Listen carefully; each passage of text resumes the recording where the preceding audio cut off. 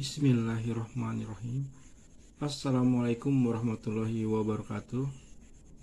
Saudaraku, sahabat channel Strategi Bebas Riba yang semoga diridhoi oleh Allah Subhanahu wa Ta'ala.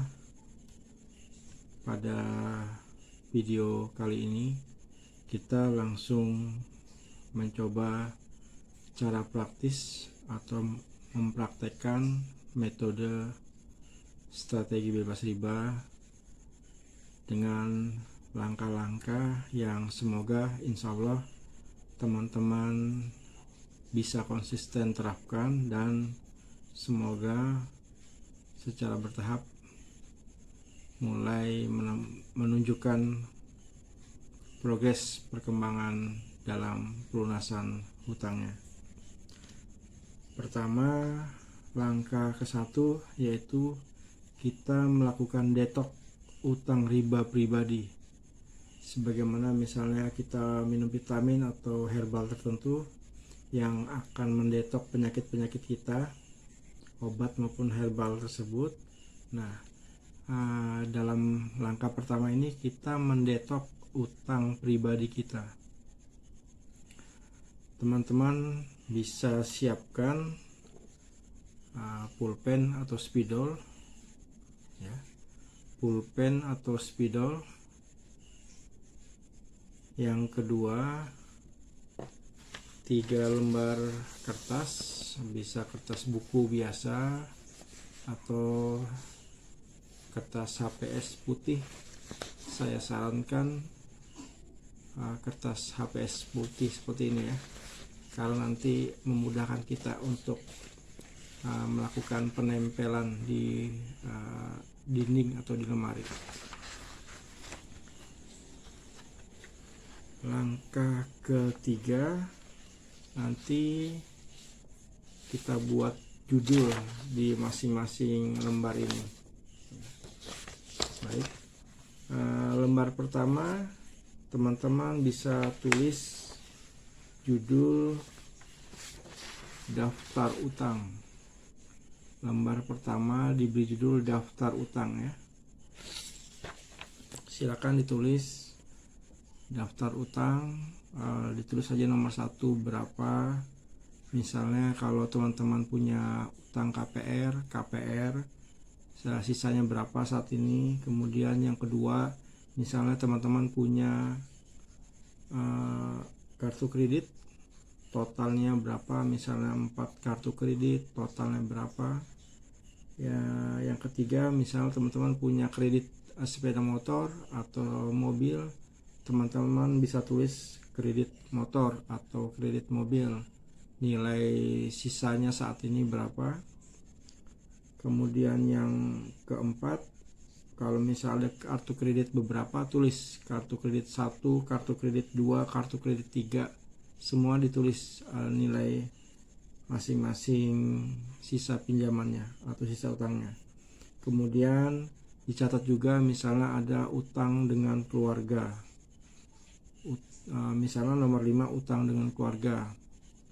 Berikutnya utang yang dengan teman, mungkin ada juga pernah utang sama teman untuk membayar utang bank atau utang kartu kredit tapi minta bantuan teman, silakan ditulis.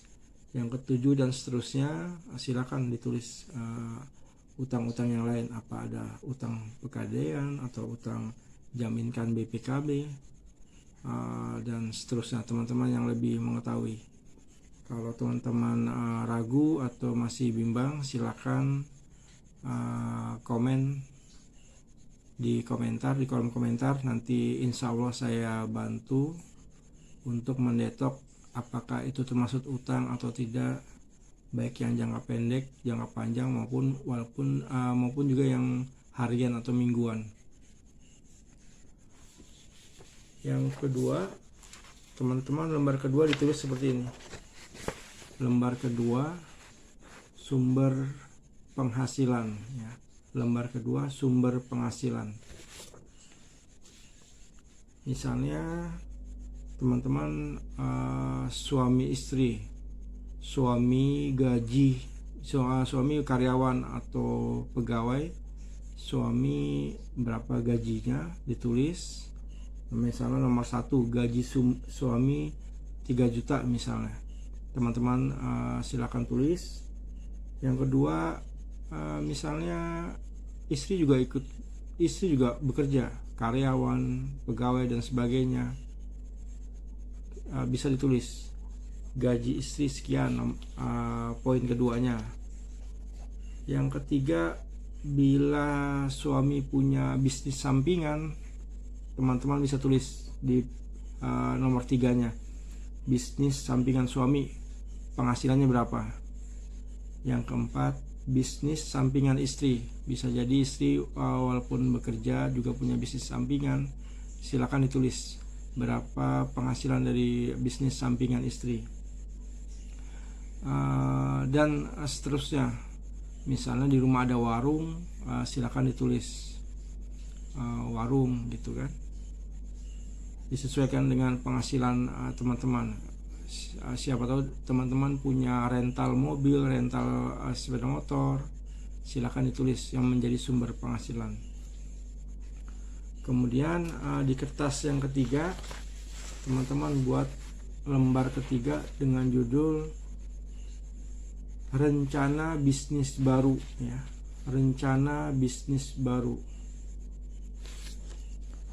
Nah, di lembar ketiga ini teman-teman bisa tulis, misalnya teman-teman besok minggu depan berencana untuk mau bisnis, katakanlah bisnis jual pakaian bagi ibu-ibu misalnya. Silakan ditulis, saya mau bisnis jual pakaian. Poin kedua, misalnya bisnis yang kedua, suaminya pingin bisnis jualan produk herbal, silakan tulis, saya mau cari penghasilan tambahan dengan cara jualan produk herbal misalnya.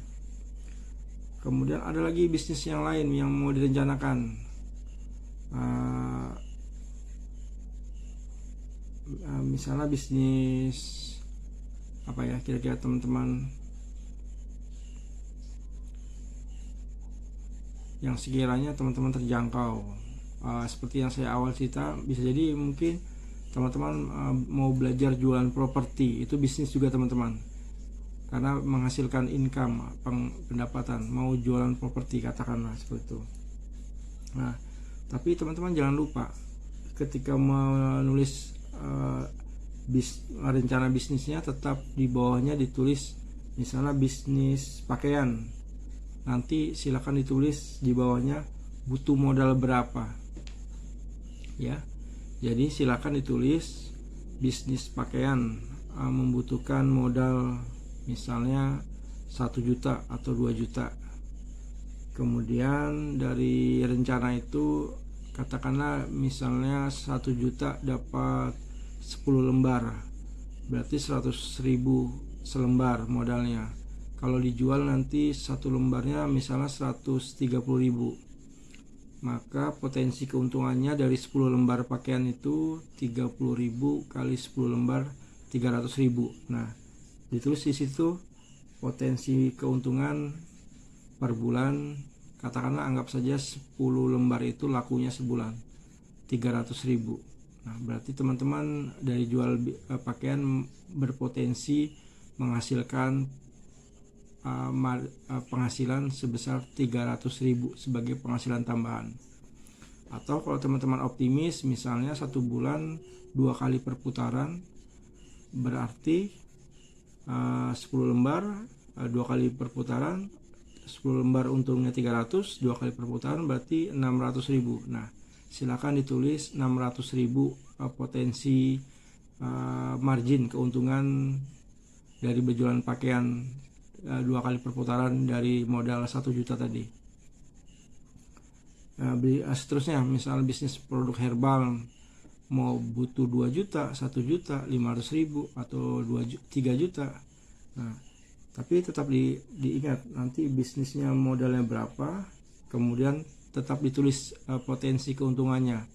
Misalnya produk herbal 1 juta, potensinya keuntungannya 30% atau 40%, 400.000.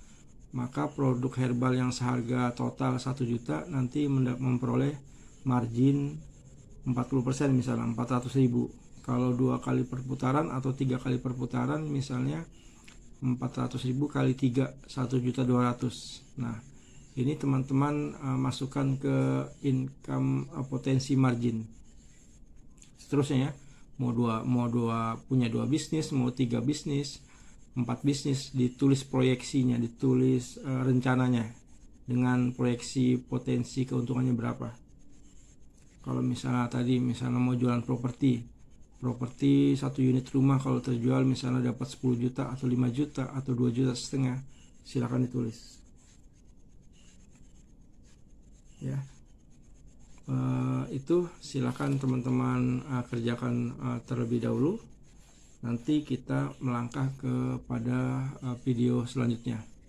Saya harap teman-teman serius mengerjakan yang tadi. Nanti kita akan melangkah kepada langkah berikutnya pada video selanjutnya. Kalau teman-teman anggap video kali ini bermanfaat, silakan like, dan bila ada bingung silakan bertanya di kolom komentar. Jangan lupa subscribe kalau menurut Anda ini sangat bermanfaat dan harus diketahui oleh orang lain. Silakan bagikan ke media sosial teman-teman, maupun bagikan atau klik share ke WA dan medsos teman-teman. Semoga orang lain yang menonton video ini bisa terbantu dan tertolong dengan adanya metode ini. Terima kasih sudah menyimak teman-teman. Sampai jumpa pada video berikutnya. Tugas yang tadi secara serius segera dikerjakan. Assalamualaikum warahmatullahi wabarakatuh.